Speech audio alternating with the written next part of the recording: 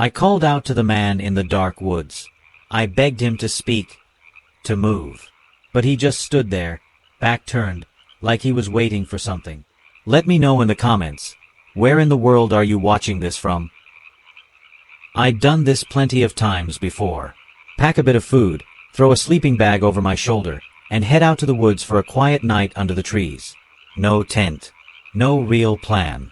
Just space to breathe and a chance to get away from everything for a few hours. The forest I usually went to wasn't far. Maybe a half-hour walk from my flat if you didn't stop too much. You could still hear the city in the distance sometimes, but that didn't bother me. Honestly, it felt comforting. Like you were just far enough away to pretend you'd vanished, without actually being gone. That summer evening, the air was warm and still, and the walk was easy. I'd done this route enough times to barely pay attention to where my feet were going. I knew the good spots, the flat ground, the places where the wind didn't cut through as hard. I wasn't chasing adventure. I just wanted a decent night's rest, under the stars, away from the hum of apartment walls and flickering streetlights. Everything about that night felt ordinary. The sky was clear.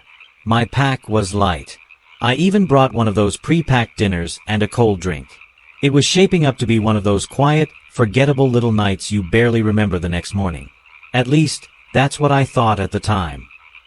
I reached the spot just as the last bit of daylight was hanging in the trees. It wasn't pitch dark yet, but it was getting there. You know that time when everything turns bluish, and the edges of things start to disappear? That's when I laid out my sleeping bag and sat down to eat. The ground was soft enough, the trees were spaced out wide, and I could still hear the hum of the city way off behind me. Just a low buzz of engines and the occasional horn. Far enough to feel alone. Close enough to know I wasn't. The woods around me were quiet, mostly. Trees rustling, birds settling in, the usual. Every now and then I'd catch what sounded like music. Real faint. Like someone had a speaker playing down the hill, way out of sight. Could have been a party, or maybe just some teenagers messing around. I didn't think much of it. I've heard stranger things out there. Still, something felt off. I couldn't put my finger on it. It wasn't anything big. No shadows darting around or weird noises jumping out at me. It was just this stillness. Not the peaceful kind, either. The kind that makes you feel like you're being timed. Like the forest is waiting for you to do something first. I told myself I was just wound up. That it was city stress sticking to my skin like sweat. I tried brushing it off, focusing on the usual stuff, what I'd do the next day, what I'd eat for breakfast, whether I remembered to lock the door at home. But that feeling hung around, quiet and patient. Eventually I lay down, pulled the bag over me, and stared up at the sky. The stars were out by then.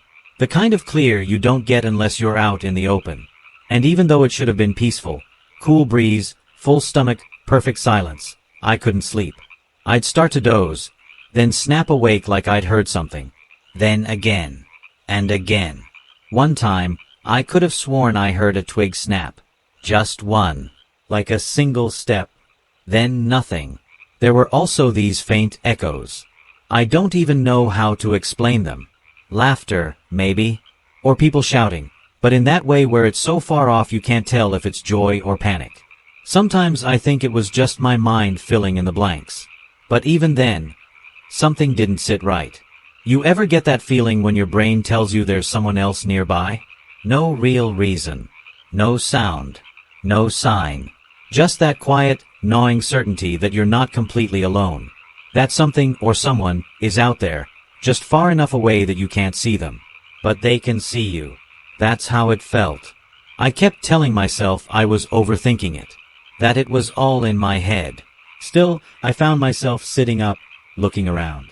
Trying to hear past the usual forest sounds. Every little noise started to mean something. Every rustle felt just a bit too close. Sleep came in short bursts. I'd drift off for a few minutes, then wake up convinced I heard footsteps. Or breathing. Or nothing at all. Just this buzzing in my ears and the pounding of my own heartbeat reminding me how awake I still was. I should have felt safe. I was only 30 minutes from home. This wasn't the deep woods or some forgotten trail. I'd been here before. I knew this place. But that night, it didn't feel like it knew me back. By around 4 in the morning, I gave up on sleep. I'd probably closed my eyes a dozen times, but they never stayed shut. Every little shift in the wind or rustle in the grass pulled me back. My brain just wouldn't let go of that feeling. That someone was out there. Watching. Waiting. Or maybe nothing was. That was the worst part. Never really knowing. You can tell yourself it's just nerves, but when it keeps you awake that long, you start to listen a little closer. You start to believe your own paranoia. I sat up, zipped up my pack, and figured I'd just head home. It wasn't far. I knew the path like the back of my hand. I figured I could walk it slow, take my time, and at least get a few hours of real rest in my own bed. That felt better than sitting out there for 3 more hours pretending I'd ever fall asleep. The forest was quiet. I mean really quiet. Earlier I could hear the city. Car engines, someone shouting in the distance, even a bit of music, but now it was like someone turned the whole world off. No hum. No wind. Just the crunch of dirt under my boots and the faint sound of my own breathing. And even that started to feel too loud. I was maybe 5 or 10 minutes into the walk when I saw him. At first, I thought it was just a tree. You know how they sometimes look like people if you catch them at the right angle? I was half asleep, a little disoriented, so I figured I was just seeing things. But no, it was a man. Standing about 20 feet ahead of me, right in the middle of the trail. Facing away. Perfectly still. Just standing there. Like he'd been waiting for something. I stopped. Didn't want to get too close until I understood what I was looking at. I called out, just loud enough to carry without echoing. Hey, you all right? Nothing. No turn of the head. No shuffle. Just still. I cleared my throat, took a small step forward. Hello? Can you hear me? Still no answer. At first, I thought maybe he had headphones in. Or maybe he was asleep standing up. People do weird things when they're drunk or lost. So I kept trying.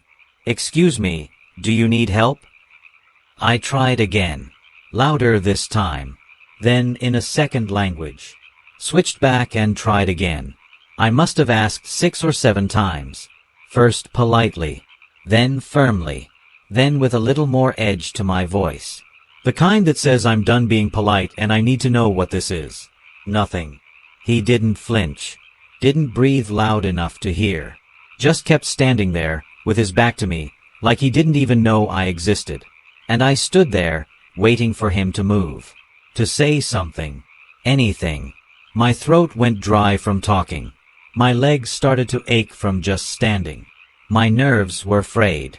I checked my phone out of instinct, though I already knew I had no signal.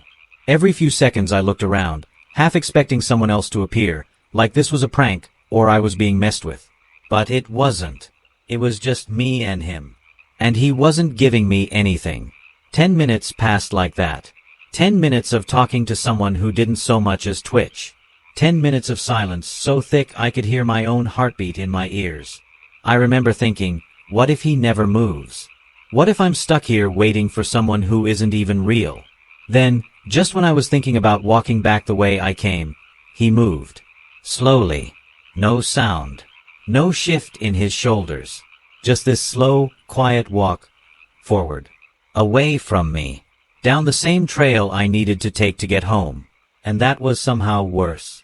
That he moved, but didn't respond. That after everything I said, after all the pleading and questions and tension hanging in the air, he just walked away like I was never there. Now I had a choice. I could follow him, risk getting too close, maybe having to pass by him at some point, or I could take the long way around. A detour that would stretch my walk by a good half hour, maybe more. I stood there, watching his figure get smaller in the distance. Every instinct in me screamed, don't follow. Don't let him know you're behind him. So I turned off the trail and took the long way home. I didn't look back right away. I just stepped off the path and kept moving, following the trees on instinct more than anything else.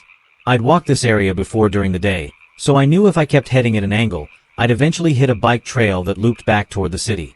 It wasn't the route I'd planned to take, but at that moment, planning felt like a luxury I couldn't afford. My steps were quick but quiet. I didn't want to hear them echo. Every sound felt like it wasn't supposed to be there. My bag brushing against branches, the occasional crunch of dried leaves. They weren't loud, but they felt loud. My brain amplified everything. Every few minutes, I looked over my shoulder. And when I wasn't looking back, I was scanning ahead. My head never sat still. My eyes kept bouncing between trees, trying to find anything that didn't belong. I wasn't just afraid of seeing him again. I was afraid I'd miss him until it was too late. That's the thing about fear. It doesn't always shout. Sometimes it just whispers constantly in your ear, reminding you that something's off. That your body's on high alert for a reason, even if you can't explain it. I didn't hear anything out there. No footsteps. No voices. Nothing to suggest anyone had followed me. And still, I couldn't shake the feeling that I hadn't actually left him behind. The detour stretched longer than I expected. Maybe it was the dark or the tension or just the way the forest never seemed to open up, but time stopped feeling like time. I kept checking my phone even though I knew there was no signal. I kept checking my watch, surprised at how little time had passed. It felt like I'd been walking for hours. And every now and then, I'd think about that first moment I saw him. The way he stood there. How still he was. How unnatural that kind of stillness felt. I tried to picture his face, but I never saw it. Only his back. That was the worst part. The not knowing. The silence. The lack of anything human in his behavior. Eventually, I started to see signs of the city again. Distant lights glowing between the trees. A low throb of traffic, muffled but unmistakable. And something in me started to breathe a little easier. I didn't slow down, though. I couldn't. Not yet. I just wanted to reach the sidewalk. Just put my feet on pavement and know that whatever that had been, it was behind me. There was one last bend in the trail before it opened up toward the road. I knew it was coming. I'd taken this path before on early morning runs. I could already see the glow of a street lamp past the trees. But right before the curve, I paused. Something caught my eye. Just to the left, a few feet behind a thick tree trunk, I saw it. Movement. It was quick. Subtle. Like someone pulling back ever so slightly the moment they realized they'd been spotted. I froze. Stared. By the time I looked straight at it, it was gone. No sound. No footsteps. Nothing there but the tree and the space behind it. I stood still for maybe 5 seconds. 10 at most. Then I walked past. Eyes forward, heart racing, throat dry. I didn't look back again. I didn't need to. Because whatever it was, it already knew where I was. I made it home just as the first hint of daylight crept over the rooftops. I didn't bother unpacking. I dropped my bag by the door, kicked off my shoes, and sat on the edge of my bed for a long time. I don't even remember falling asleep.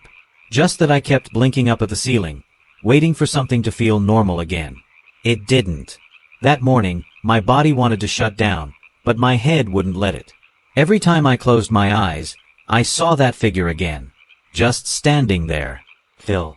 Heavy. Like someone had pressed pause on a person. And then that slow movement, the way he walked away without ever acknowledging me. It played on repeat. Every frame burned into memory, whether I wanted it or not. I told myself he was probably just drunk. Or high. Or dealing with something in his own world. I tried to make that idea stick. But it never felt solid. Because if you had stood where I stood, if you had felt what I felt, you wouldn't have bet on that either. There was something off. Deeply off. And I've never really shaken that. I never went wild camping alone again after that. I still hike. Still get out there. But there's always someone else now. A friend. A group. Noise. I need that noise. That presence. Because that kind of silence, that kind of stillness, I don't want to feel it again. And sometimes, late at night, I'll catch myself wondering, what if I hadn't turned away? What if I had followed him? Was that the point? Was I supposed to? I'll never know. And honestly, I don't think I want to. I still pass that forest sometimes. And I still think about what might have happened if I'd followed him. Have you ever seen something, or someone, that just wasn't right? Drop your story in the comments.